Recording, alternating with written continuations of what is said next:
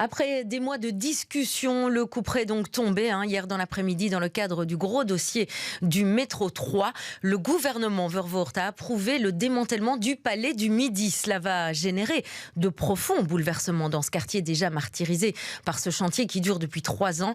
Jim Moscovitz et Loïc Bourlard se sont rendus sur place auprès des commerçants.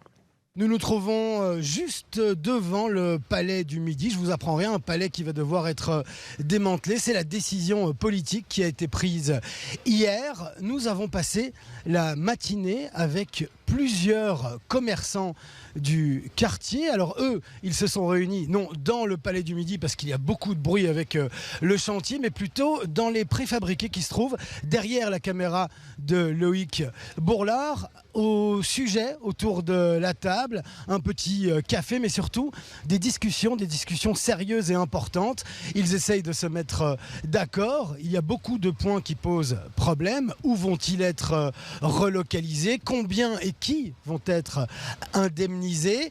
Ils vont se préparer car il y a plusieurs réunions importantes pour eux. Aujourd'hui, il y a bien évidemment la réunion organisée par la ville qui aura lieu au Palais du Midi en fin de journée. Mais d'ici quelques minutes, une autre réunion va commencer. Selon nos informations autour de la table, il y aura ces commerçants, mais aussi 2 ministres du gouvernement bruxellois, à savoir Barbara Track de la transition économique, mais aussi Elke van den Brand, ministre de la mobilité.